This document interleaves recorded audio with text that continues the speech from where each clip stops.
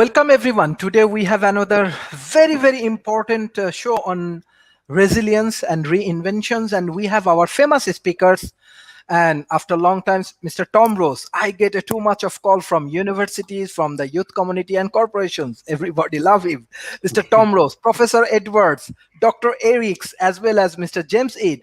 So it will be a very interesting shows, and I'm sure those who are observing our show, they really get a very good guidelines, especially corporations as well as academic sectors, how we can like protect ourselves, how we can survive. So I want to start from Mr. Tom Rose, then Mr. Edwards, Mr. James Ed, and Mr.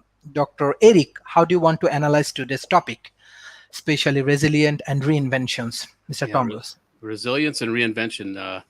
First of all, I'm curious about how you come up with the topics, and but I'm more curious about how you come up with who you invite to talk about these things, because these two words have been all I've been about for the last 2 years.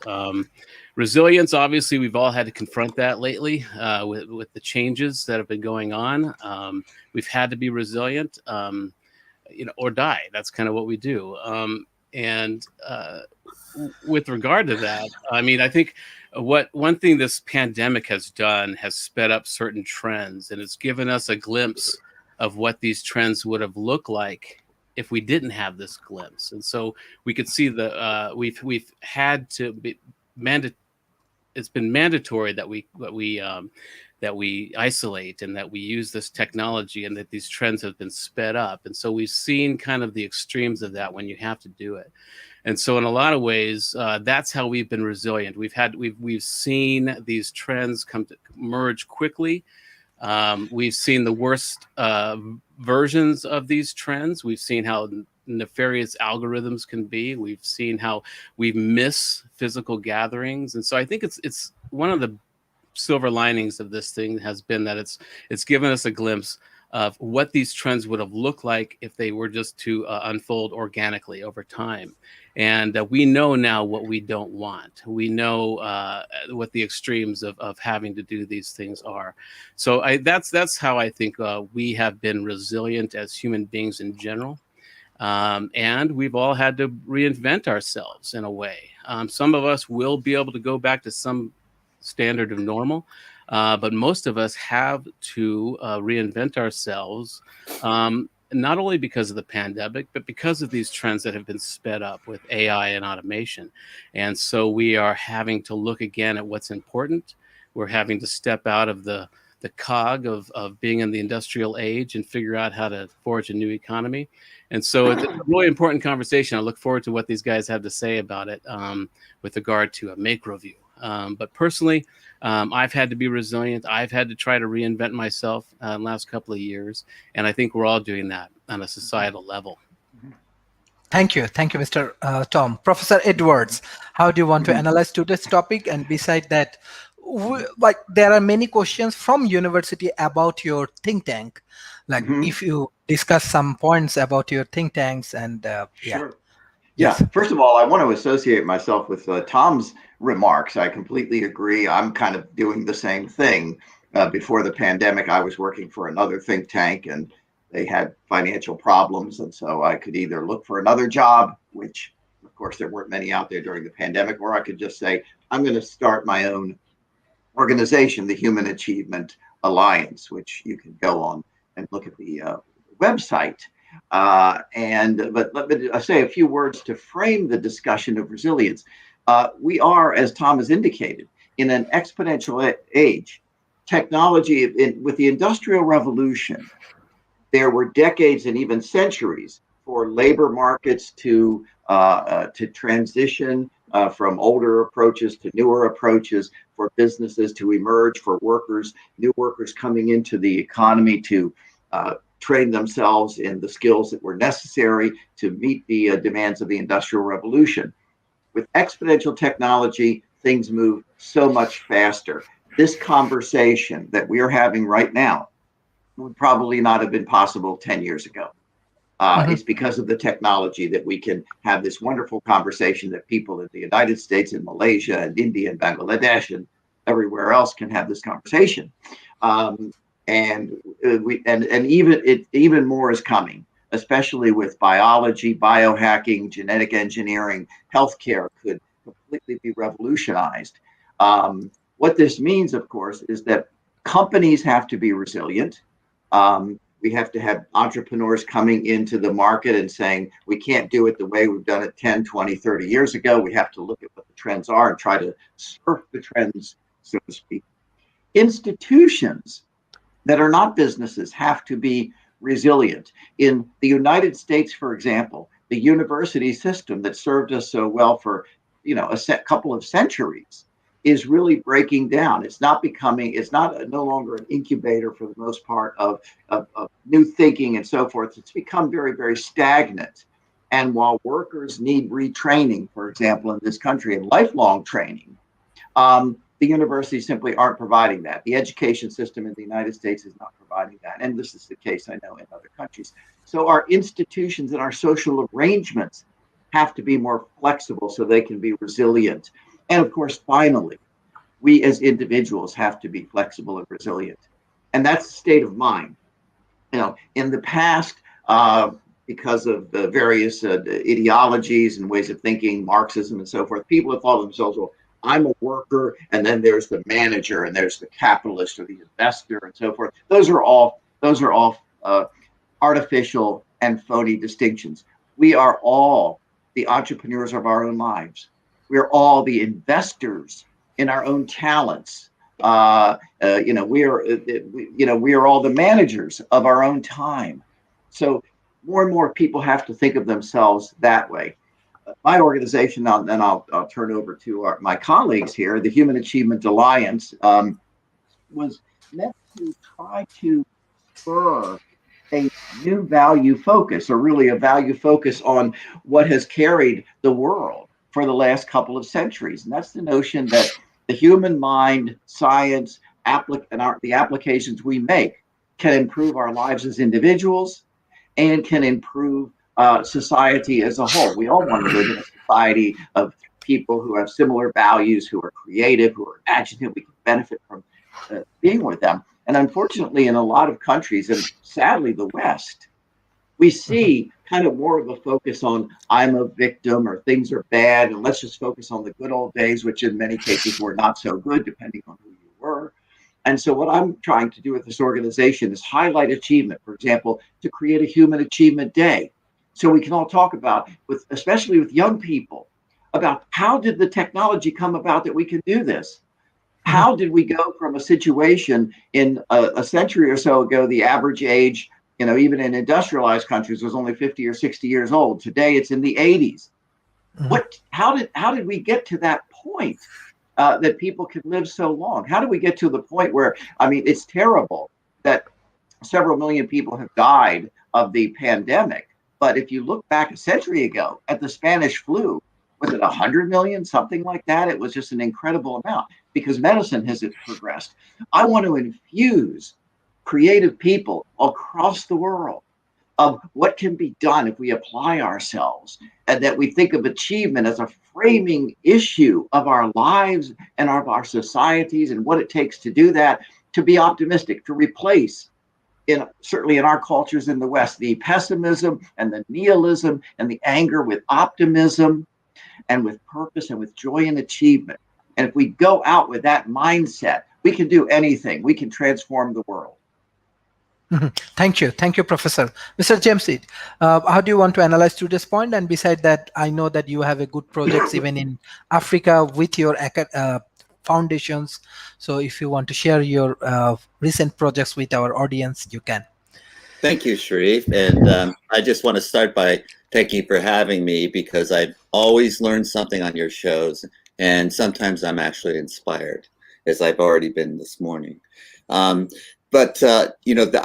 start in a different direction. I'll start with the personal resilience and go into business resilience. And the personal resilience in my life was that I would get a job, and for 3 months I would be terrified that I wouldn't be able to do it. And then for 3 months I would be happy and confident, and I knew I could do it. And then 3 months later I was looking for the next job.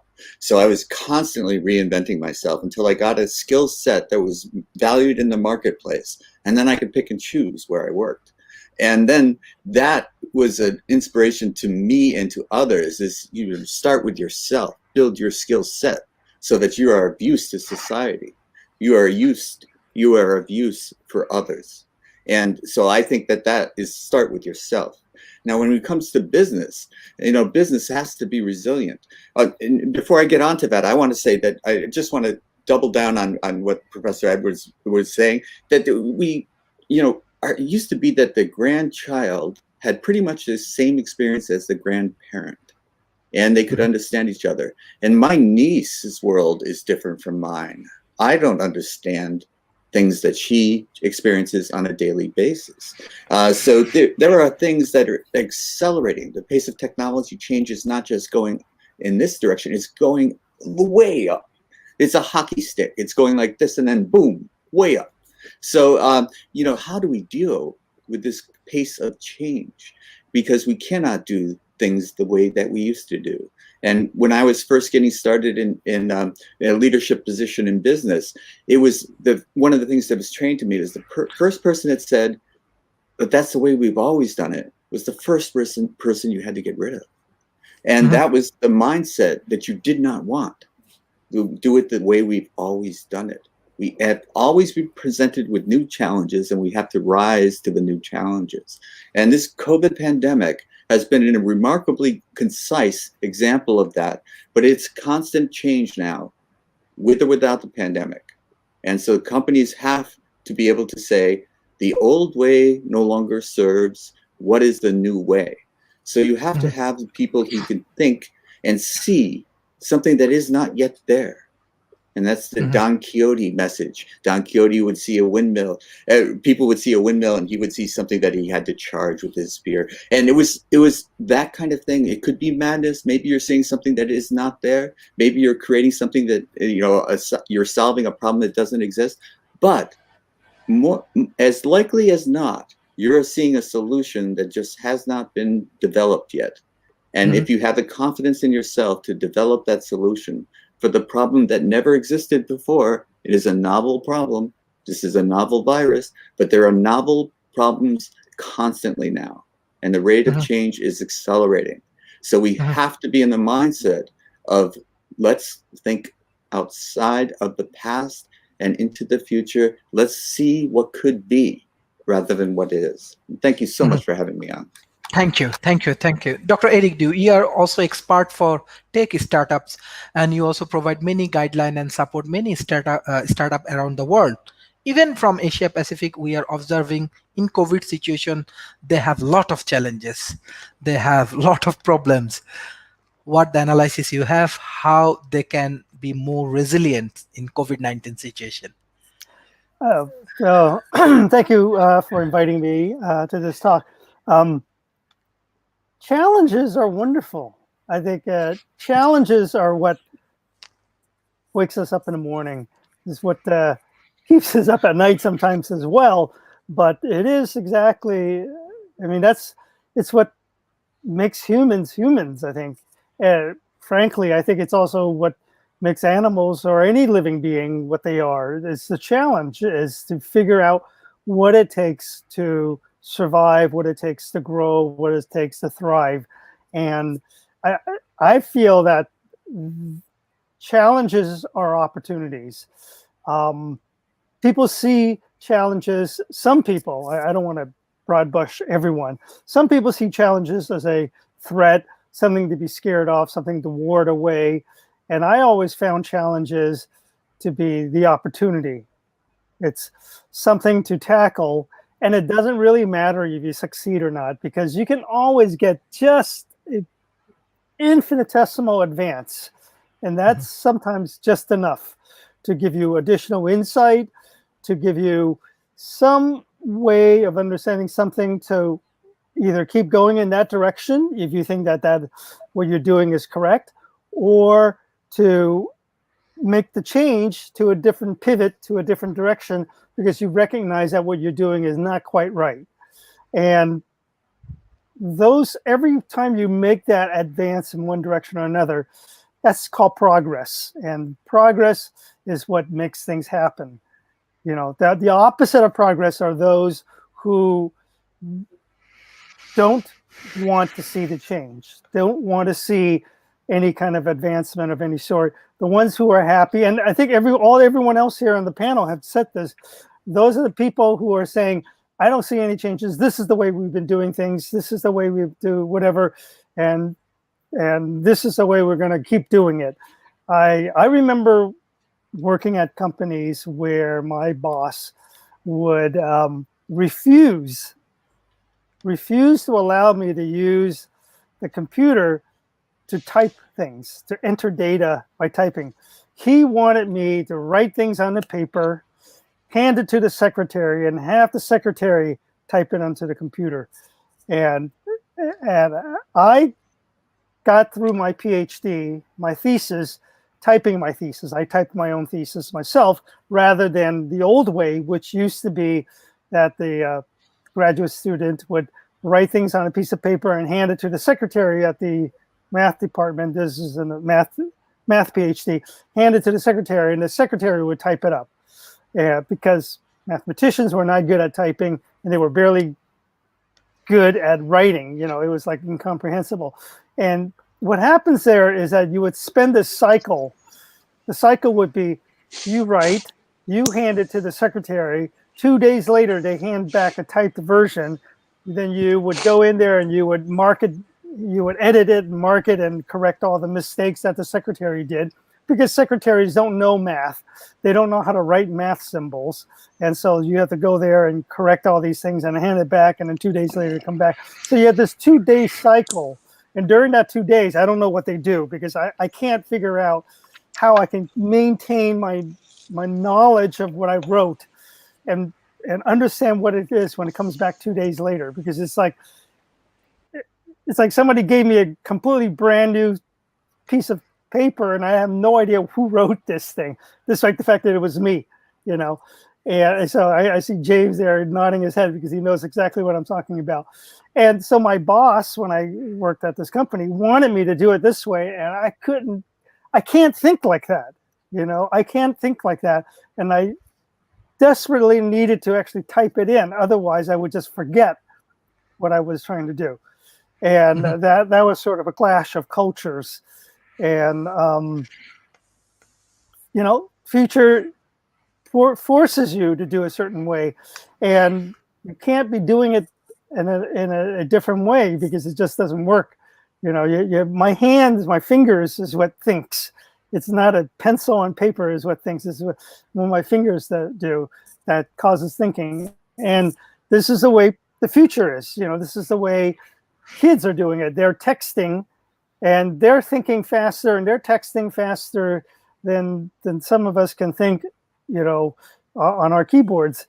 And remember, there was a time when, like Nokia and others, they allow you to text using the just the 10 digits, right? The 0 to 10 and the pound and the star key, and people would text alphanumeric characters faster on those things than most people can text using a regular standard keyboard. And these are not only just, these are Asians who don't have alphanumeric, right? They write using Asian characters typically, but they were texting using Roman numerals and Roman letters, right, or American letters, right? And they were texting faster, having to do 3 ones to get the C, and I don't know whatever else that they have to do. They were texting faster than we can type on a keyboard. Holy hell, I don't know what they're doing, but they did it, and they can do it. And that's the resilience of people, given the technology that they had. They learned it, and they were so quick at it, and they were just like, boom. Okay, they were like maestros on those keyboards. So anyway, enough Thank of you. rambling. Thank you, Dr. Eric, for your very practical explanations on resilience. We have our another guest and our speakers, Mr. Kevin. So how do you want to analyze? Yes, hello. How do you want to analyze today's topic? Yes. You can bring me up to speed on the topic. I just got Okay. Yes, we are discussing on resilient and reinventions. Yes. Okay, I on know that. Yeah, resilience. yes, Go I ahead. think I know you have few projects on housings and this kind of things. What's going on? Right. And Yeah. yes. Well, probably, one of the projects that we're working on that is resilient. It's on this with the South Shore neighborhood of Chicago, but we're also working on it with a group in Philadelphia that's working on the same thing, and a group in Oakland. And what we're trying to do is enable development without displacement. Typically development means displacement, which means gentrification. It typically means the affluent white folks move in and the black and brown folks move out, and they get very little for their houses. And so what we're working on in Chicago is a scheme that involves a lot of things, starting with pooled home equity. And so these are in red line neighborhoods, which I need to explain the legal thing that happened in the US back in the 30s. There are millions of houses that were repossessed and the government owned them. And they decided with all those houses, they needed to be low risk about it.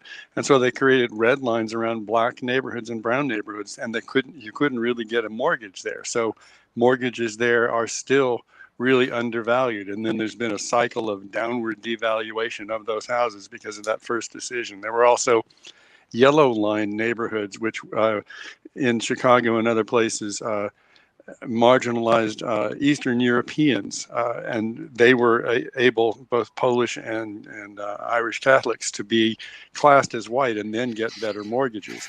And so in these red line neighborhoods, the folks who are subject to gentrification, and the South Shore neighborhood is a great neighborhood of Chicago that has been poor, and there's a lot of unused houses, and some people who still live there have some equity. But the typical pattern that happens is somebody comes in and offers $10,000, and it's the biggest check they've ever seen, and they get the house. And if they get a son or daughter engaged, they get $20,000. And so we're saying, no, you can pool your home equity, those who still have it, and we'll capture some of the future value. We're calling it a redlining future. And so they will get some of that future value that we can bring into them, at the same time building block level solar and community gardens that can also increase resilience in those areas, and so reduce the cash outlay of those folks. And so the idea is that the value will rise, as it's going to, because it's by the lake and people want it, and poor people have it now. And so typically that means they leave and get very little. And affluent white folks, a house that is sold for $10,000 is worth 250 to 300 in 3 or 4 years. So we're going to bring some of that future value back, and we're not the only people working on it. There's people working on it in Philadelphia and in California too, that are all tied to the Northern California Resilience Network, and this is one of the places they're working on it.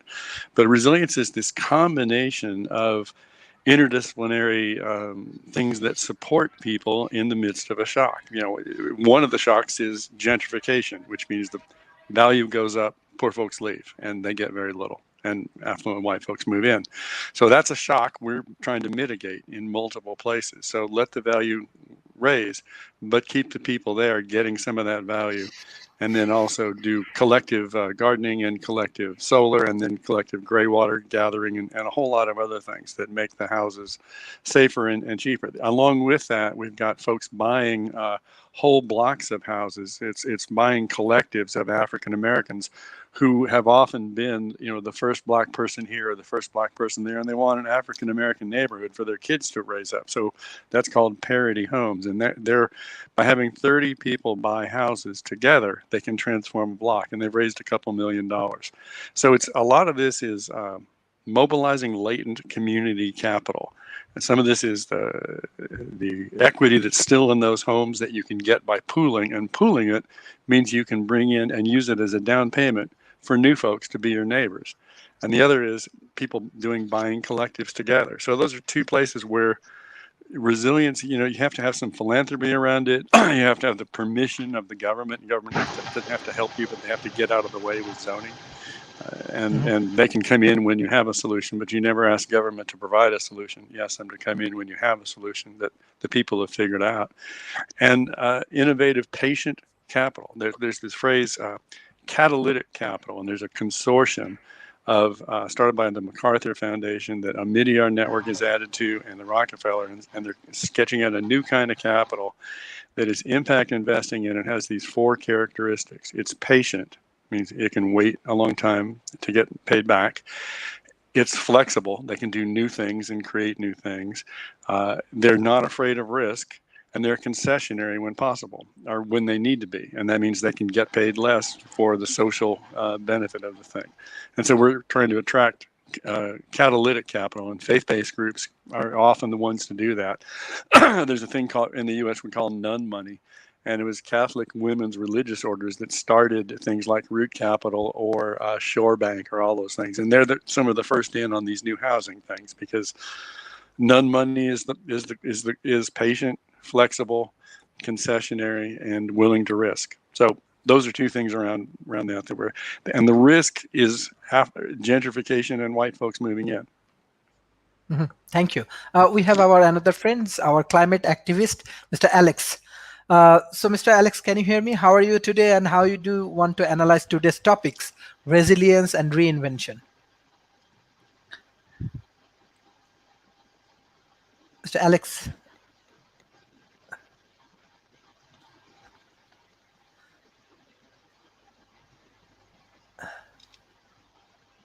You're muted. I'll try to do something else. Okay, one moment. Okay, no problem. We have our expert, Mr. Tom Rose, and Mr. Tom Rose, you are doing fantastic work with your transdisciplinary Agora future discussions in Africa, with Transhumanist Party, as well as different initiatives you are doing, even Professor Edwards and everybody actually doing in our forum. So what your experience, because you are working in different culture, different countries, and communicate with different peoples and contribute for their development, especially academic developments and technological integrations and new knowledge you are sharing with them. What your experience? So from your experience, actually, what our Asia Pacific people can learn? Well, one thing I've experienced the last couple of years is just how similar we all are. And I think we've all realized that with the pandemic is we all kind of cherish the same things. We all miss the same things. We all get frustrated by the same things. And a big part of my work is called Open Source Mode, which was the title of a TEDx talk I did some years ago. And I built a whole kind of consulting service around this idea. And it's about retraining people to be human. And I think we've forgotten that. We talked about that a little bit just now, how specialized people are. And we've been specialized by the industrial age because we needed to be, and the whole educational system prepared us to work in factories on assembly lines with one manager up front, and the whole system has built us this way. And we've forgotten what it means to be human. We've forgotten those intrinsic human qualities and skill sets that can't be automated or coded, and we need to recapture those right away. And so I think what my experience has been the last couple of years when I've been talking about AI and preparing companies to work with AI, and I work with people before an AI or automated system is installed, because otherwise employees tend to work against these things because they feel threatened by them. Most people do. And but if you come in early and you work with them and you find their niche expertise, you enhance those, and you coalesce the group, they get excited about being augmented by an AI or automated system. And we all need to do that on a global level. We can do that in a personal level. And that's one thing I've realized lately is I talk a lot, or I consult a lot about how to do this. And one of the main questions I first ask a group or an individual is, what skill, talent, or area of knowledge do you have that you wish more people recognize? And that's one way to get to their niche expertise, what their real passion is. And I've been doing that so much in the last few years that I realized lately that I haven't really done that for myself. I've been reinventing myself as this consultant. I used to be a national creative director in media, and completely reinvented myself in the last couple of years, and have been advising people with this information, and haven't necessarily taken it myself. And I've recently done that last couple of weeks. as I'm preparing this curriculum we've been talking about. And I've been using these techniques on myself to help reinvent and figure out where my real skills and talents are, to help create this new economy based on human skill sets. And so it's all about remembering what our passions are. So stepping away from the machine of the industrial age, and even the parenting styles and the educational system, and the whole society is built to make us specialized cogs in a very big wheel. And we need to break out of that now, because AI automation is taking over all those things. And so we need to reach back. We need to find these really core human qualia that give us a unique position and build a whole new economy based on those things. And so that's been my experience in the last couple of years of how human we really all are, regardless of where we are. Whether I'm in Colorado, you're in Malaysia, and we all have the same concerns, the same issues, the same desires. And it's those things we need to focus on. And so that's been my experience. Thank you. Thank you. We have our two new guests, Mr. Alex and Professor Donalds. So we are discussing about resilience. So what do you want to analyze from your point of views? I want to take from Mr. Alex, then Professor Donald. Yeah. Yes, thank you. Can you hear me okay now?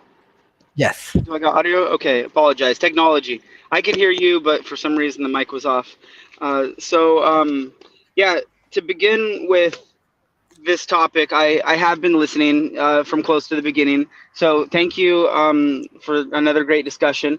I appreciated and really resonated with what James said earlier on. I was listening to what he said, and I had a lot of similar feelings regarding the subject. And then from my personal perspective, I just think bringing it into the conversation and talking about the situation with climate change.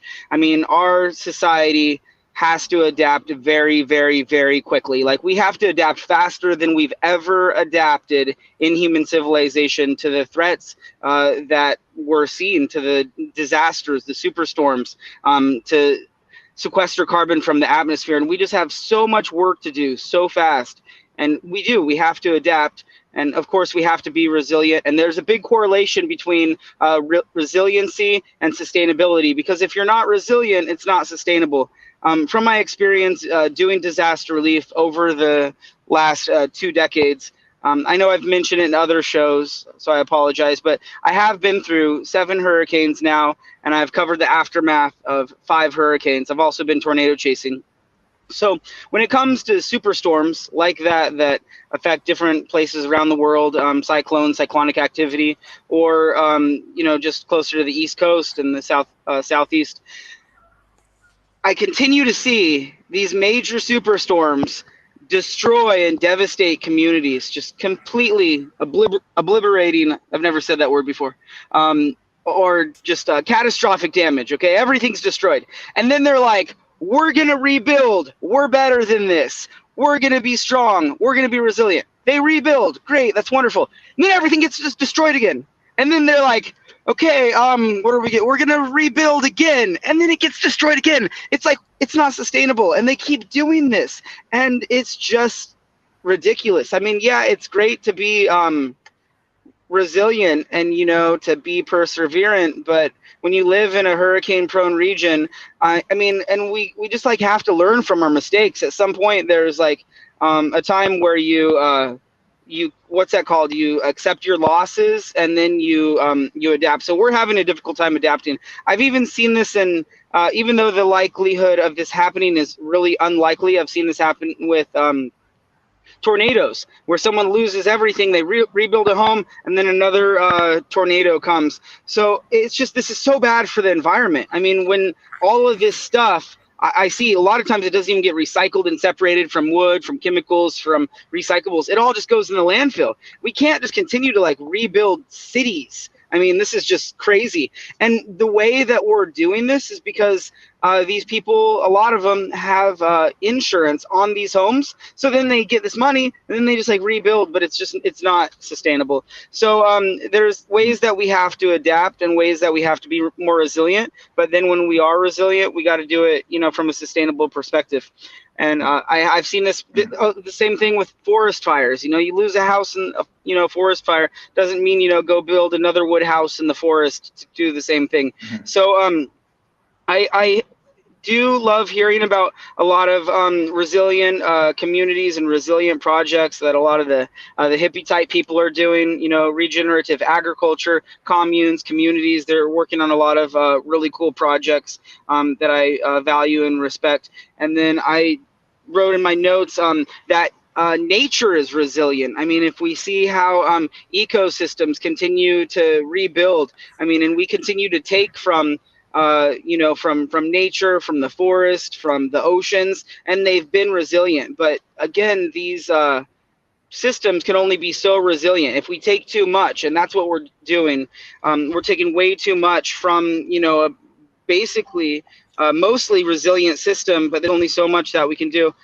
And I just wanted to emphasize that we have to transition to sustainable resiliency. We have to adapt to the climate crisis and some of the disasters of the future, so we can live sustainably, so we can survive, and eventually so we can thrive, because right now we're not doing things the right way. I got a couple more things, but I'll go ahead and pass my time. Thank you. And we know we have many challenges and problems. That's why World Talent Economy Forum, we are focused on academy, and we are trying to collaborate with many important corporations and governments, and we want to solve problem together. And we have all of the expert from around the world. We have best expert from around the world, those who can teach our youth community, those who can help our government, those who can help our corporation to solve the climate change issues, solve this COVID-19 issues, solve different local problems. And this is the way the local community and global community, when we work together, we can find the better and efficient solutions. So for developing projects and everything, I run from here and there, one country to another country, one country to another country, and I find one and only solution is education. We need to solve our problem through the better education systems. So that's why we are taking this initiative, and soon World Talent Economy Forums, we are launching one of the biggest collaborations in between Bangladesh and Malaysia, and we are launching our university, and we need more of your support, because you can change the world with your knowledge, with your expertise, with your collaborations. Our jobs to develop a better systems and better education policy, and by this way maybe different developing nations, they can solve this thing. And trust me, education is one and only solution. I run many countries, many prime minister office, planning ministry here and there, and corporations. Our major problem is education. So Professor Donalds, how we become more resilient? What's your opinion? Can you unmute, please? Let me unmute myself here.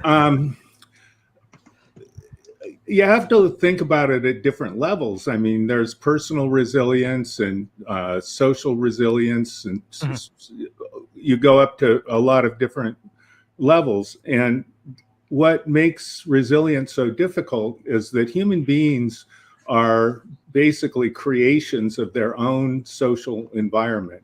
All of the knowledge that we have comes to us from sources of knowledge that we have. I mean, it's just simple. I mean, that's just obvious. You don't even have to, if you just think about it, the people around you, media, or whatever what gives you, and the possibility of who you can be comes from the stories that exist around you. And the reason I'm saying that is because societies keep replicating themselves. In other words, you have an organization or a company or a country or a family. These people have everyone has unconscious rules that make those things continue to exist. They can't exist unless we agree unconsciously that they do exist. And those things are kind of the bread, and I mean they're what's solid to us. I mean they create reality for us. And so talking about changing them is extremely well, it's easy to talk about it, but to actually get people to change, it's something that we're trying to change something we don't really understand. and we won't understand for a long time. So a lot of the predictions I hear about AI are comical, because I work with it, and I also am, a researcher in sociology, so I know what's going on. But all that being said, I think that the only thing that's going to happen is what's continued to happen is that people are going to want to go back to the way things are.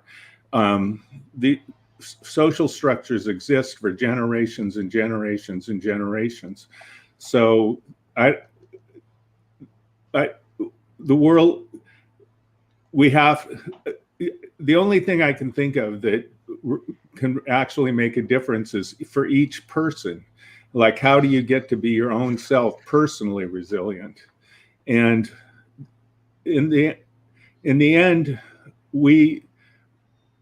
it's been shown by a lot of psychologists. It's one of the most documented things now in psychology. It's one of the most effective things in psychology that's ever existed, which is that our thoughts create our emotions and our view of the world. So if we can, it seems just like a hippie thing that's silly, but it's how we think of the world around us, or how we create the world around us in our own minds, that ultimately makes what's going to be happening.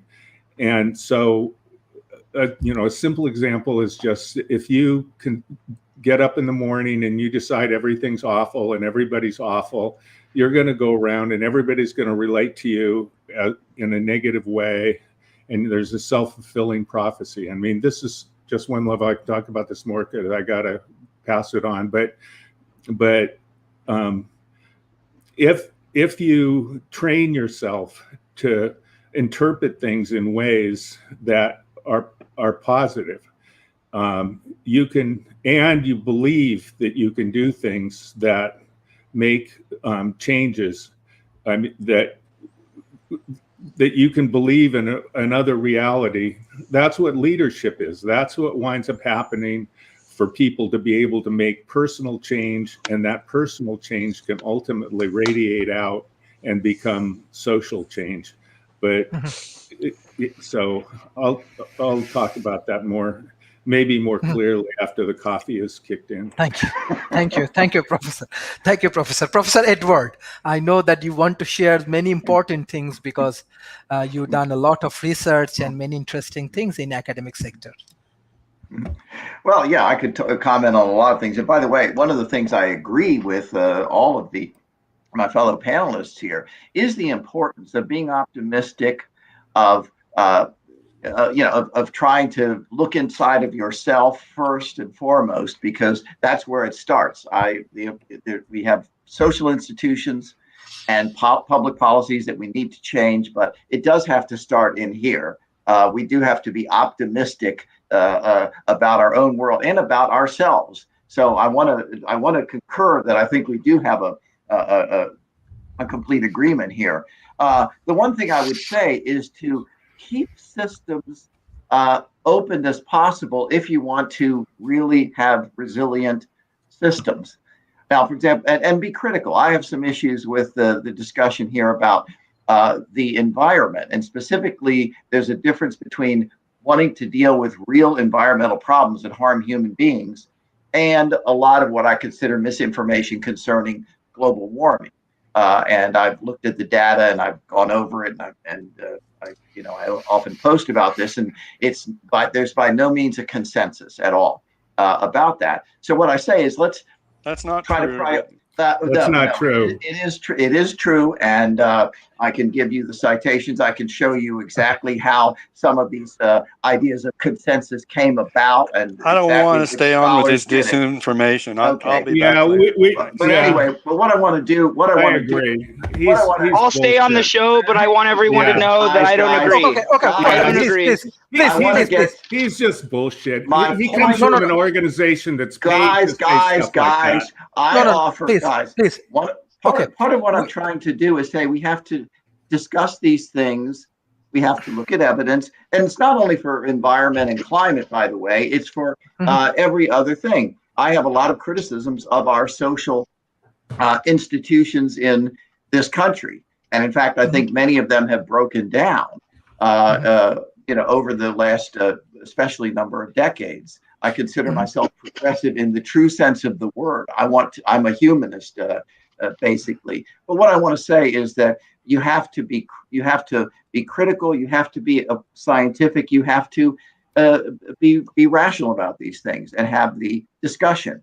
And that's one of the problems. By the way, it's interesting because I had a meeting with my trustees a couple of days ago, and in my trustee report, Sharif, I cited you and I cited the transdisciplinary Agora as projects that are extremely important, extremely worthy.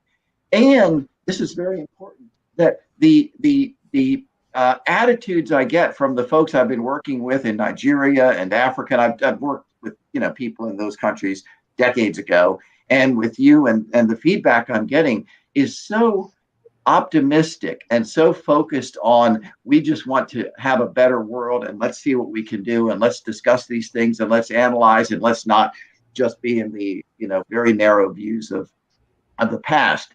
And so I think that that's absolutely critical. If you want to be resilient, you have to question the orthodoxy, whatever it happens to be.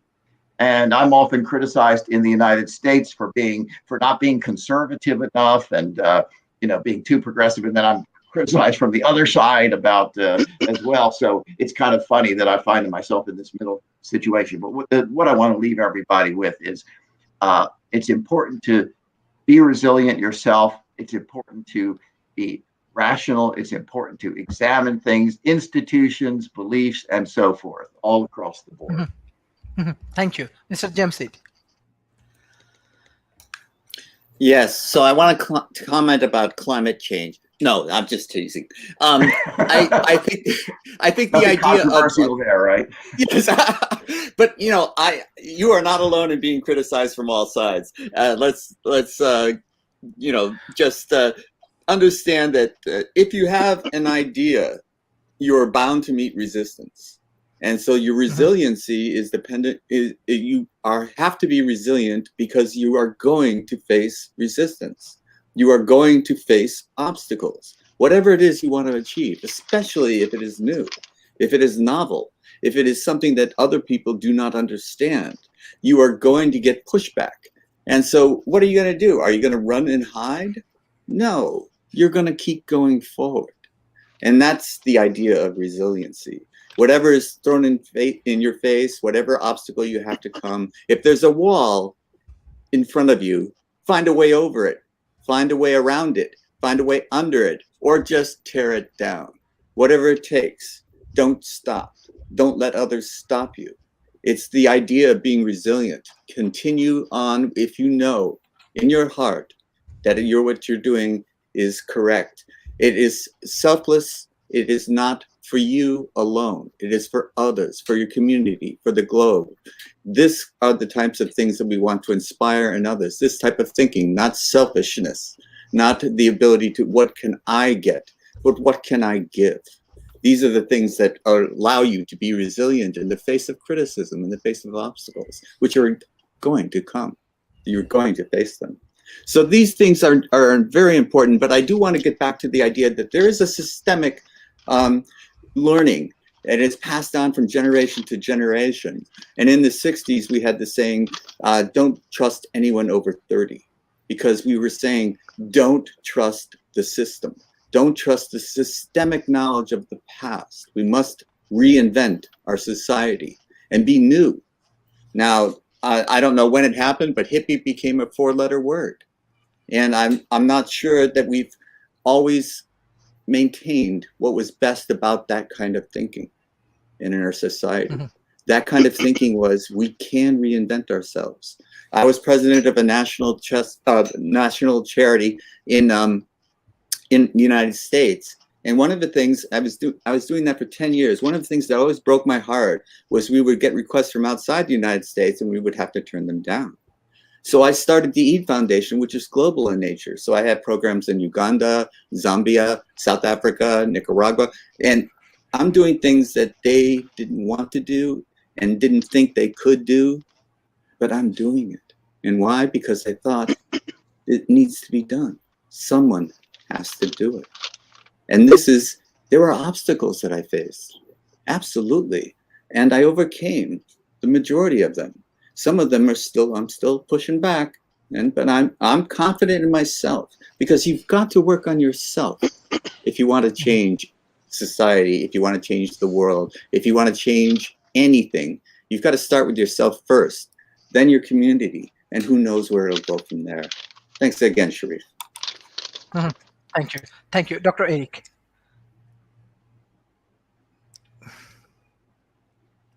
Yeah, our panel here is getting a little heated, and that's fine. I think we can all handle the heat and the disagreements. Resistance. Well, the previous round I've talked about, that resistance is, resilience. My apologies. Actually, resistance is the thing that people do, right? They resist the changes in the environment.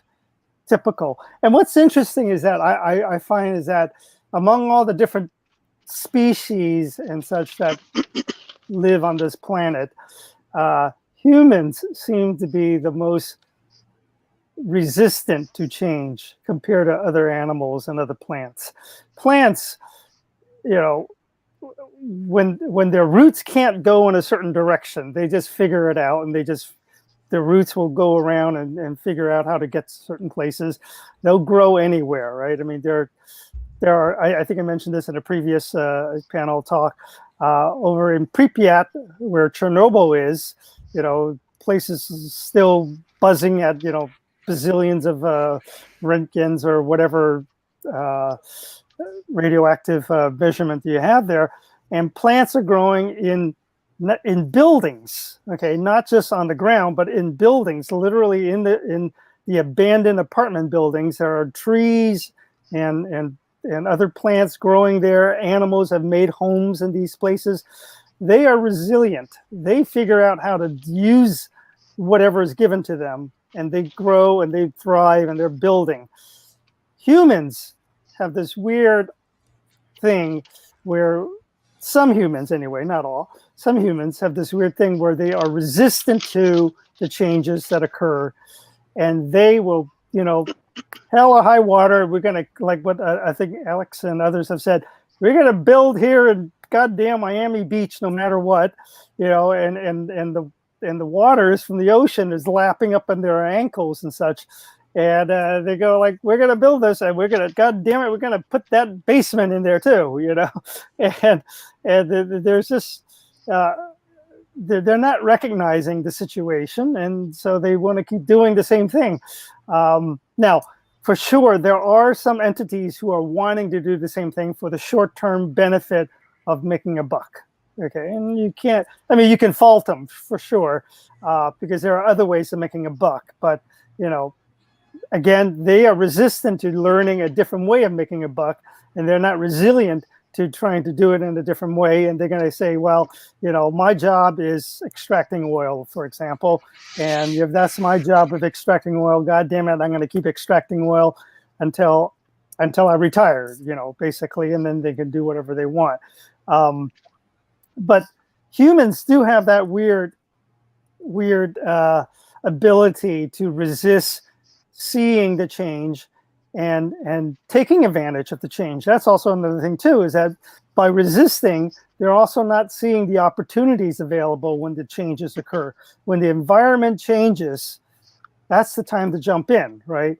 AI comes in, that changes the environment of the workplace, that changes the environment of how we interact with things and people, and generally people are resistant to that.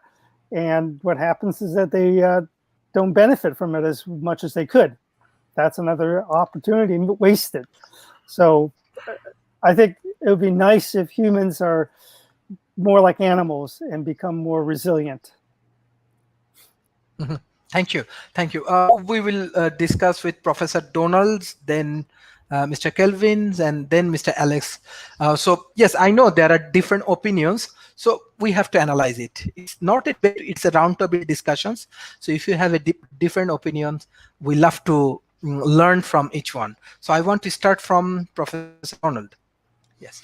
Okay, well, I think I was just, let me just say something about like listening to people like us, like to all of the audience.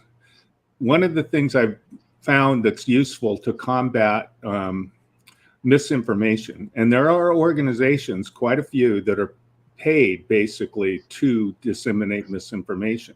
So you need to be very, very careful in what you read and what somebody says. For instance, if you start looking into some of the evidence for climate change, and you read an article in the newspaper that says X, Y, and Z, or on somebody's blog where they refer to a paper. One of the things that you can do is you can take that name of that paper, type it in, just copy the title and paste it into Google Scholar. And then what it'll tell you is subsequent papers that have cited that paper. If there are none, then you have a very good idea that people who've looked at that paper have decided that paper is probably of no value and no one has cited it. And the way it could be of no value is that, it's either so poorly written or that what the evidence in it and the arguments in it just are no good. I mean, people just can't cite it. And then what you do if it has been cited is go back to some of the papers that cite it. So there's a little number there that says this many paper, it's highlighted. You can click on it. When you click on it, you start seeing a list of papers that have cited that paper.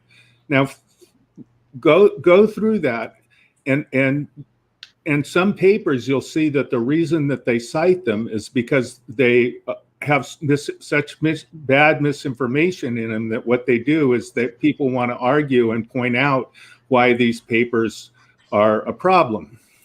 And again, you can't completely trust anything, but what you can do, the whole idea of lateral reading is as you're reading in one window, start opening other windows, and every time somebody says this and this fact or this and this, then go and read the original paper. And when you have complicated scientific papers, it's not terrible to just read the abstract and the introduction and the conclusion and discussion. Because if they're from a good journal like Nature or from Science or one of the top journals, they have been very carefully checked by a number of people who are experts in the subject. It's still possible that they're wrong. It's still possible that there's problems in them. However, if you're a scientist, and I do peer review, and I've worked at peer review with journals many times, and I've organized peer review for journals, you have to understand that the people who are reviewing this don't know who wrote it, and the people who get reviewed don't know who reviewed it. And scientists don't make a name for themselves by just going along with what everybody else did. But, however, if you're going to be a great scientist, Einstein's famous because he figured out a different way of looking at physics. He didn't get famous because he just did the same thing everybody else was doing. So the idea that scientists are just going along with the herd because there's some benefit for them for doing that just doesn't make any sense. Scientists aren't that well paid. It's not a well-paid job. So I just really feel that it's important when you're I know it's a little off the subject of resilience, and I'll get back to it, to the resilience aspect of it, but I think it's really important for people to understand that you really can't trust things and evaluate it yourself. And the more, just to say that the more scientists that have looked at something, if they come into agreement So when you get to something like climate change, it's agreement between biologists, between physicists. There's no possible conceivable way that physically the Earth can't be getting hotter. It's just not possible. And you can go and you can go through these various different things. And when you start seeing the people from all these different ways have reached these conclusions using different techniques and different evidence, then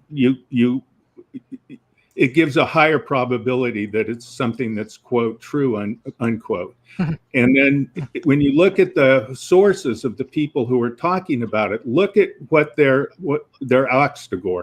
So we had somebody here from the Heartland Foundation who exists for the purpose of disseminating misinformation about climate change. That would be me, and I want to respond since it's directed at me. Evil. Okay.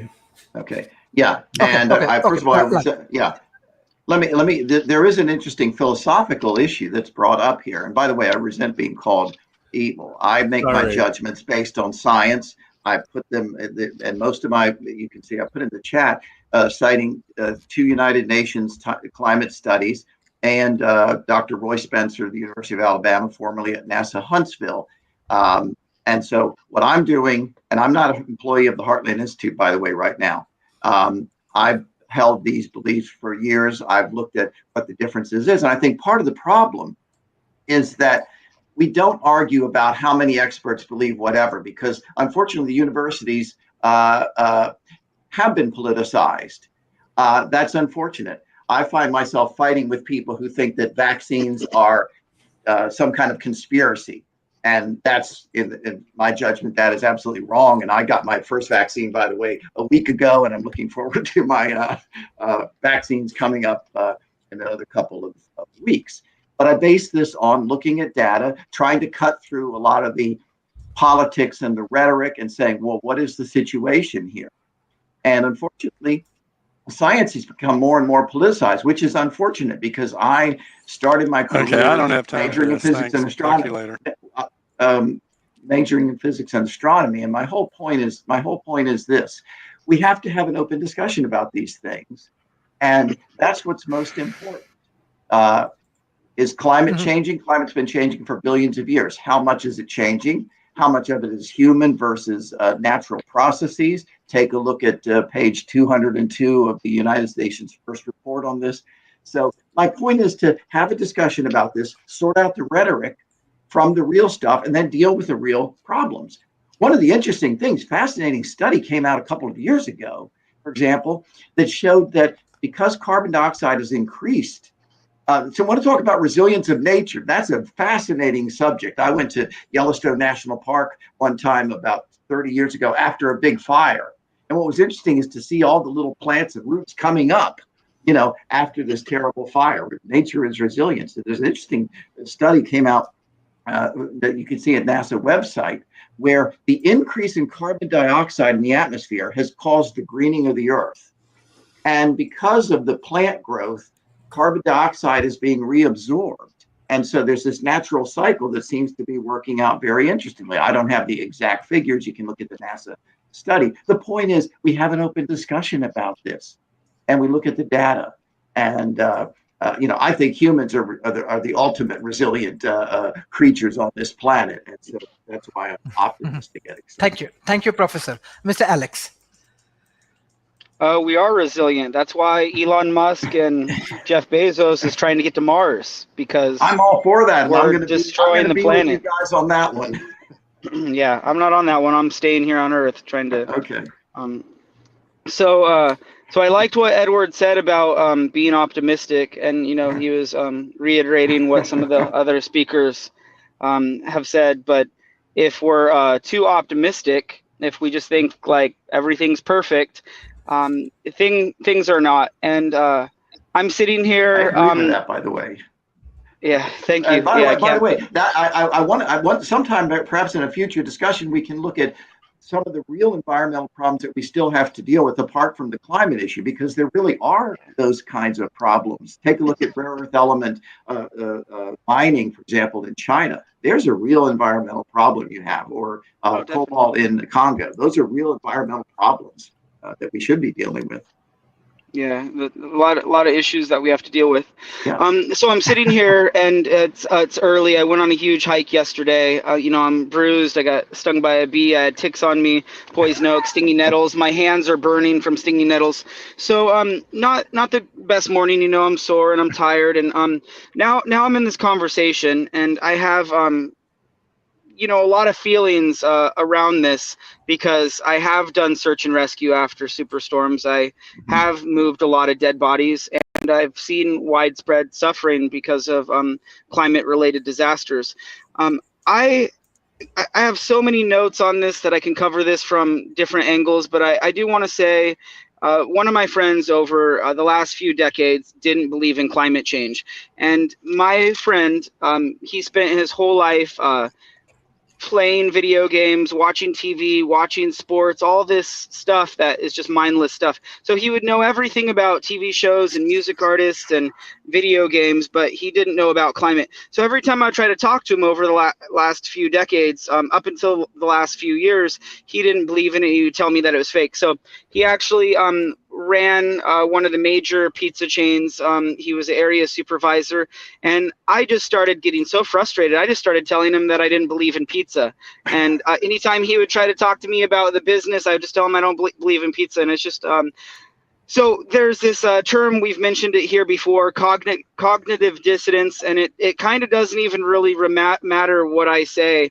It's not going to get through to Edward, because I'm not a psychologist, and I've spent a large portion of my life, 2 decades, trying to raise awareness of this issue. And it amazes me that some people believe in vaccines, but they don't believe in climate change. Or they believe in flat Earth, but they don't believe in oxygen. I mean, there's just so much confusion with all these conspiracy theorist things. But Edward may understand what we're all experiencing, because he believes in vaccines. But for the people that are like, don't believe in the vaccines, that's how we feel about Edward. So there's all of these issues and all these topics, sexism, racism, all these different movements, things to believe in, things not to believe in. But climate change, it's like, if we don't believe in it, then if I continue to mislead people, then they're not going to buy the electric car. They're going to keep wasting food. They're going to keep, supporting the fossil fuel industry. And the consequences are completely catastrophic, irreversible. And the reason why it's so frustrating for me is because I have 2 younger sisters. I'm concerned about their prosperity, their health, their security, their safety, and their future. And we have, billions of kids around the world that are depending on us to work through all of the misinformation and the disinformation, and continue to try to be resilient, to try to adapt to the people that are spreading misinformation. And I've looked at all the sun cycles and the volcanoes releasing carbon dioxide and all of this different data over the years. And the thing is with me, I have spent the largest I can't even comprehend. I have not only gone to school about environmental issues and climate change, but in all of my spare time over 2 decades, I was watching documentaries. I was watching YouTube videos. I was looking at peer-reviewed scientific evidence. I was looking at both sides. I was traveling to places like Nepal, and they were telling me, why don't people in America believe in climate change? Just all, because of the monsoons and the cycles and everything that I've done. I have probably spent 1,000 hours there was hours and hours every single night. I would look at Google Earth, and I would zoom in and zoom out, zoom in and Google Earth, looking at the whole world. And we're a disease. We have spread around the world just like a disease. If you Google search, I recommend everyone doing this. Please Google search nighttime satellite Earth images or whatever, light pollution. You will see that we are a disease that has spread around the world. Our light pollution is around everywhere except for Antarctica. It's sickening. Our pollution's everywhere, and the biosphere, or the atmosphere, is just a thin layer. If you look at the globe, it's just so thin. And for us to think that we haven't impacted that with pollution is it's just crazy. And Elon Musk is trying to go to Mars. Jeff Bezos. That's why they're trying to get out. And the misinformation online. Oh, so one more thing that I want to mention. We're in the United States. We're one country on top. Yeah, we're a superpower. There's a lot of people in the United States, but it's not like it's just here in the United States. People around the world know about climate change and their like how many countries were in the Paris Climate Agreement? Like every single country in the world except for 3. Like what was like Australia, North Korea, and then the US pulled out. I mean, the Paris Climate Agreement was basically they all agreed on it. So I just the information's overwhelming, and I just don't even. It's just so frustrating. It's like how do you? It's like a kid. Like, what are you supposed to do? Like to convince a kid that Have you looked you at all can't the eat 1,000 citations? pounds of kid. Have you looked at all the citations just in the paper that I've been having did locally? conversations with scientists and We're not United going to agree on Nations this here, officials. and Yeah, I know. and I've so cited sad. United Nations studies. I've cited data from Professors. Ocean, NOAA. We can see it. People are dying. Millions of acres burned in California, the western portion of the United States around. Have you looked at these cyclonic things activity? Have you looked at these things you want to talk about? I've got a study right here that looks at Atlantic cyclone or Atlantic cyclones from 1900, and I'll post it if you want. And it's not me making this stuff up. Globally, it's a global emergency. We're not just going to look at all this cyclonic activity right here. Look at this fire. Oh, it's snowing right here. Mr. Alex. It's global. Okay. Look at all the data. Thank you. We understand that.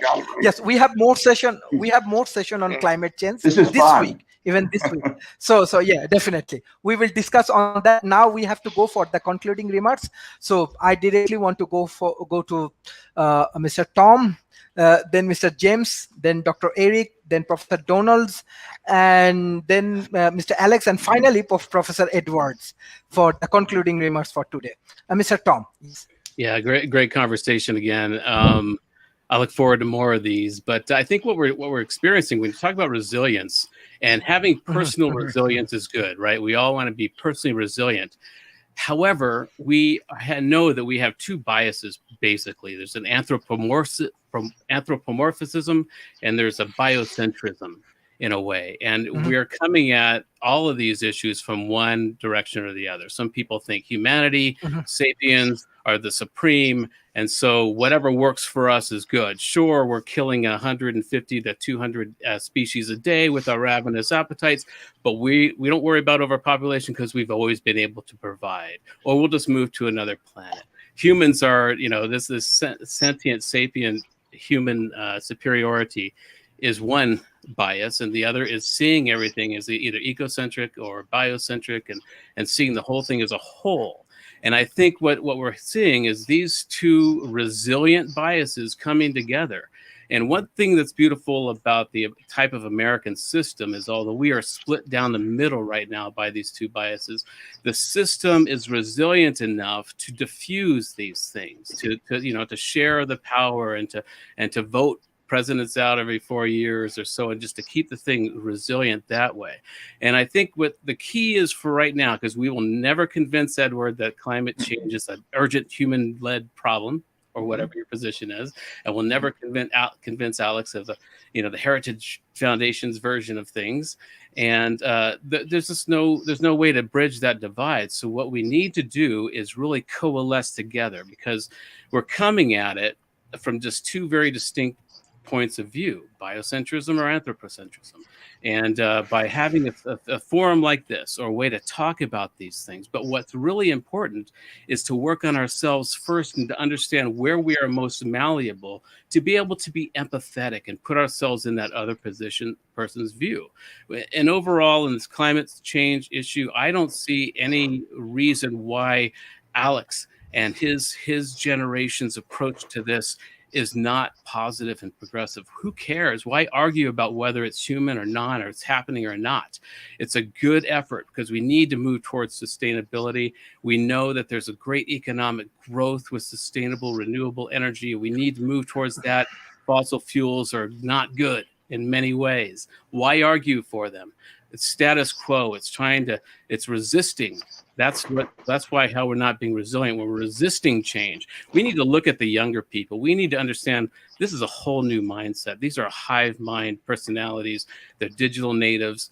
We are analog. I'm Generation X. So I came from an analog childhood. I don't understand my kids, but I do understand that what they have is a whole new mindset that is necessary for our species to continue. we need to be biocentric if we want to continue the human species longer than we would if we were completely selfish. We're not going to get to Mars and populate it enough and quick enough. We should understand this jewel that we're on and really work towards empathy. That's our superpower. So that's my closing remark.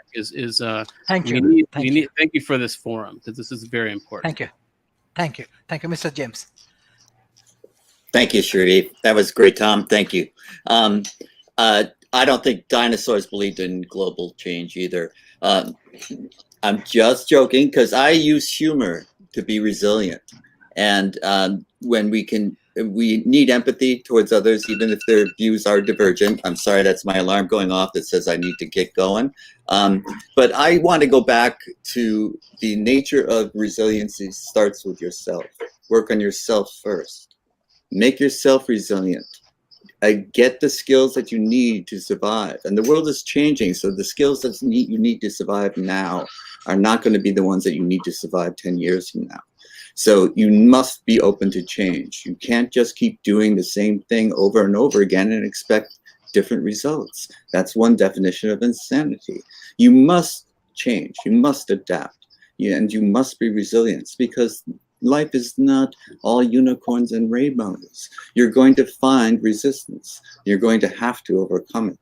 And that when we talk about building walls, we are a part of the problem, not part of the solution. We need to tear down the walls. And if you just think you're not, you don't have to worry about it, let someone else worry about it, you're just another brick in the wall. So get active, change yourself, change your community, and who knows how far it'll go from there. But the thing is, keep going forward, make progress. The answers do not lie in the past. The past helps form us, but it can inform us if we allow it to. We can look at our mistakes, not with judgment like we were bad people, but look back at the past to learn the lessons that will help us make better decisions going forward in the future. And the future is ours to make. And this optimism, this resilience, this empathy, these are the characteristics we need to build. We don't need to be teaching our children what we're teaching them in elementary schools now. We need to be teaching them empathy, resilience, courage, and compassion. These are the things that we need to build if we're going to make it, if we're going to survive. Because, our future is not guaranteed. No one's is. Thank you, Sharif. I must go now. Thank you. Bye. Thank you. Dr. Eric. Yes, Dr. Eric. Yeah, thank you. We've had a very interesting discussion here today. And I don't know if anyone had their minds changed from us, among the panel anyway. But I'm hoping that our listeners and our audience have the opportunity to see how divergent, I guess, one way to say it, some of our information and knowledge and how we obtain and disseminate these information that we get are. And I see, one of the things that we need to do in terms of education, which is one of the discussions that we had in other panels, is learning how to evaluate information that we get. When I was a student, as a kid, we had basically two sources, the Encyclopedia Britannica or the World Book of Encyclopedia or something like that. That's really all we had. We had, we go to the library and we pull out the encyclopedia, and that's all we got for information, which was, the moment it was put into the library was already 10 years old, because it takes time for editing and all that other stuff. So it's already ancient information by the time that we were seeing it. But that's all we got. In today's world, it's the flip side. We have so much data, so much information coming at us from so many different sources that the teachers have to teach students not how to search for data, but how to sift through it and how to evaluate and how to, and unfortunately, I don't know if teachers know how to do that, because if the teachers are anywhere close to my age, which is in the 50s, and I think most of them are younger than me, even the younger ones, because the change is so rapid in terms of how we got our data, or we're getting our data now. Certainly the younger teachers are more aware of the data collection and data dissemination. I don't know if there is enough of a pedagogical understanding of how to sift through it in a proper way. Certainly my professors in mathematics are still doing it in the 1950, 1960 style. They are now on the computer and they are now typing, and they're not anymore handing their handwritten documents to the secretary to type. That's for sure. But at the same time, they are still imbued in this, this cloud of quote unquote information, and they're being, mistaken just as well, and they're being misled in certain ways and so forth. And it's a very pernicious problem that we have to deal with. And the current generation, as kids, the current, second graders through high school generation, they're being told by us, by people like Sharif, this is how you do it. But are we telling them the right thing? Because I don't know if we know what the right thing to do is. Okay. And so the Sharifs of the world may be telling these kids, oh, you can just do this. And that may not be the right thing. So we don't have an answer for it quite yet, because it takes time for us to digest and kind of figure out what is the right thing to do or not. And so we'll see what happens. So thank you very much. Thank you. And I'm going to log Dr. out Lee. as well, because I have to get things done myself too. Thank you, Eric. Okay, thank you. Professor Donald. Bye, Eric. Well, I think that there's kind of seems to me to be sort of an underlying pessimism here in the idea that you can't trust other people. So therefore, what there's kind of an underlying idea that scientists are somehow conspiring to make falsehoods and things like that. But really, science is a way of cross-checking each other. That's what we do. The assumption in the first place is that we're going to be wrong. And so that's why we have peer review. That's why we have all kinds of different ways of science. Science has to have a certain amount of like an underlying belief that scientists are really working together to try and understand the world around them. And so a good scientist knows very, very well that we can develop new instruments, we can develop new theories, we can find things that we haven't seen before, and change how we think about things. So scientists certainly to some degree, and there's a really good book called The Structure of Scientific Revolution, which is by Thomas Kuhn, which is I recommend because it's a lot about the social structure of science. It's cited, but it's the gold standard book about that. And so there is going to be inertia, but the overall underlying goal is to realize that yes, there is this inertia. Yes, there are people that we are naturally biased towards what things we think are best. We are. And so science in a way is a system of cross-checking each other and trying to address those biases. So I think that I'm personally very attached to the scientific way that we do things now. And I want about resilience, it's kind of a red herring in a way to talk about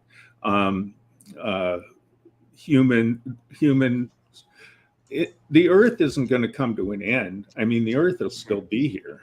And, jellyfish will probably take over the ocean and various kinds of things will happen. Bacteria, the major, by far, the most weight of biological organisms on Earth is bacteria.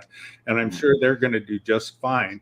Human beings, on the other hand, we're facing some interesting times, and it would be nice to, and I have to always go, I always agree with James that it's up to you as a person to be able to try and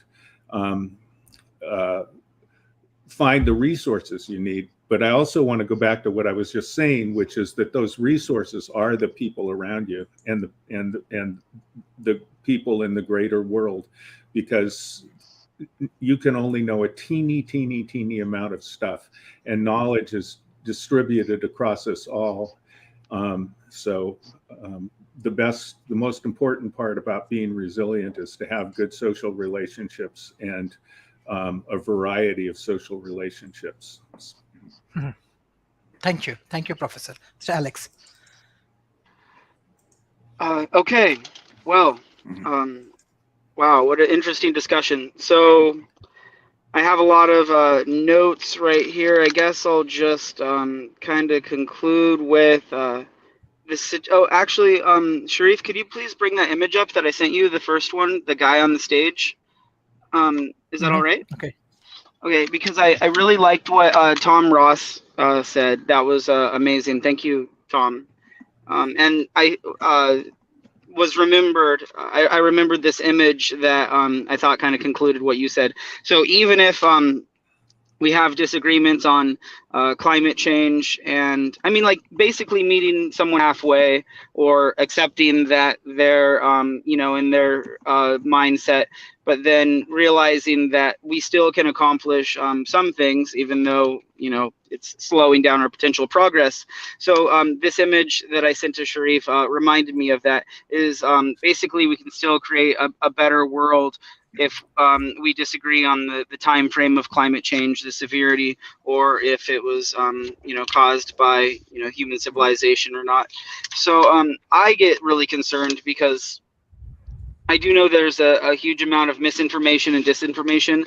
I've now done international journalism for about over a decade, and there's just so much misinformation. I've taken journalism courses, and it's flooded the internet. And it's just it's scary because the situation is irreversible, and it's going to be catastrophic. We're already seeing increases of cyclonic activity, increase in lightning activity. We're seeing more forest fires, more pollution, and we're seeing again, like Tom Ross mentioned, we're seeing animals become extinct, and we're seeing ecosystem collapses around the world. And it's not even ecosystems. We're seeing collapses in ocean currents, in upper tropospheric tropos jet streams, and we're seeing the Arctic collapse, and we're just seeing a lot of so we're just gonna there's another comic online. We're just gonna look back, and I can't share it. Yeah, we're out of time, and I'm just really disappointed in civilization. I'm just frustrated with people. I've known about this for 2 decades. Some people older than me have known about this for 4 decades, for 5 decades. Burning the fossil fuels and human industrial revolution has accelerated, anthropogenic global warming by thousands of times, and we're passing the point of no return if we haven't already passed it. And if we're going to recover from this, we all have to work together very, very, very quickly and implement a lot of solutions. So I see this comic and this meme all the time, and it reminds me of what Tom Ross was saying. Sorry if it's so small, but basically they're just saying, like, yeah, even if we don't agree on climate change, we can still help make the world a better place, which still helps us become sustainable, still helps us create a better world. So again, huge disagreement. I would give my life, I'd sacrifice my life to prove, like, climate change. There's no doubt in my mind, climate change is caused by mankind. Like, this is what I've studied, and it's just we need more people to believe in it. Yes. Otherwise, we're never gonna solve it. It's just so frustrating. Okay, thank you. Now We will discuss this point this week. It's just so sad. Yes, Professor Edward. Professor Edward. I'll end by saying, by the way, I love Donald's living room. I'm a big fan of Frank Lloyd Wright type architecture. So for those of you who are looking at the video, I'm a fan of minimalism and lowering my carbon footprint. That's why I own enough stuff to fit in my car twice. It's a green okay. Okay, screen. Mr. Alex. Okay, very good. Yes. I'm gonna And get by off the way, the show. Yeah, thanks, you guys. Alex, one of the things I do agree with Alex on, by the way, is that as we improve, as we're resilient, a lot of the problems we're talking about, whatever our beliefs about the climate change, climate is changing. It's been changing for billions of years. The question is how much, why, what to extent, et cetera, is going to improve. For example, population has been starting to level off. What happens is that as lifespans improve, as healthcare improves, then instead of having to have 10 kids so at least 2 or 3 will survive, you can have 2 kids. I love having kids, and I've got a couple and so forth. But that's been the trend in industrialized countries. Populations, in fact, in industrialized countries, in many cases, going down, downwards. So I do see these adjustments. Or, for example, if you take a look at what happens with pollution, actual pollution, what happens is pollution goes up and up and up until a country reaches a certain GDP per capita, and then starts to level off and go down again because you're using resources more efficiently. You don't want to waste stuff, and so when you don't waste stuff as much, guess what? The environment gets better, and so that's one of the reasons I'm optimistic about these things. But I want to end with just this. In my graduate student work, one of my tools of research was philosophy of science. And I did a lot of work in philosophy of science. I read Thomas Kuhn, among other people, and to look at how you go about science, because my background was in science. And I think that as you look at resilience in an age of exponential technology, it is, in fact, highly important that we focus more on epistemology, on teaching kids how to think, not just to put their facts in their heads, to teach them how to try to put things in context. One of my colleagues and board members has written a book called The Habit of Thought, where he develops and runs a school and does exercises on helping children learn how to think all along through their schooling years. And I think that it's absolutely important and crucial.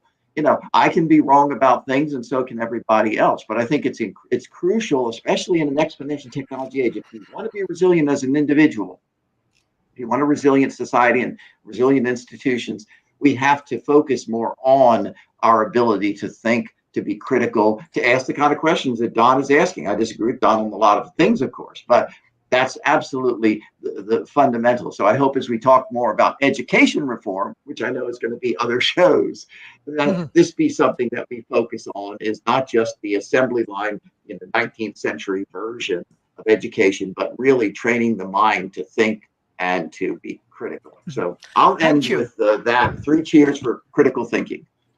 Thank you, Professor Edward, Professor Donald, and Mr. Tom Rose. Trust me, this is one of the great show for World Talent Economy Forum, and I request all of the audience, especially youth communities, politicians, corporate house, share our content. Why? This is the way actually first world people do debate. Even they disagree with a positive way, with their scientific evidence. Maybe Professor Donald has different opinions, Professor Edward has different opinions, but when they disagree, they have some knowledge. So this is the request. Even I always request to our politicians, do debate like this in your parliament, even do discussion like this in the television talk show. At least I'm sure, because I have strong engagement with the developing nations. They can learn a lot from today's sessions. Even though they have disagreement, there is a very good chance that you can learn what we have to do for our community, especially youth. You can prepare yourself like Professor Edward, like Professor Donald, like Mr. Tom Rose, how they are doing their events, as well as they have different research, different fields, but they discuss together. But I'm sorry, in the developing nations, there is a different story, there is a different fighting, there is a different things. But I'm sure that's why education is important. That's why this kind of debate is important. That's why this kind of roundtable is important. Everybody can learn. Everybody can learn. Our politicians, our corporations, our youth communities. And that is the way we will grow. And this is our commitments, that when we develop our academy as well as our university, we want to be realistic. We want to bring all of the important scholars like Mr. Tom, like Professor Edward, like Professor Donald in our academy, and who can teach you how to be a better scientist, how to be a better researchers. And this is the way we can grow together. But I'm sure this is one of the great content, and I am really, really grateful to you. Even though there are some different opinion, it's a great learning opportunity for our youth. Thank you for today's session. Thank you, Mr. Tom, for always supporting the youth community. Thank you, Professor Edward. Thank you, Professor Donald, for continuous support for World Talent Economy Forum. Thank you. Take care. Bye-bye. Bye-bye.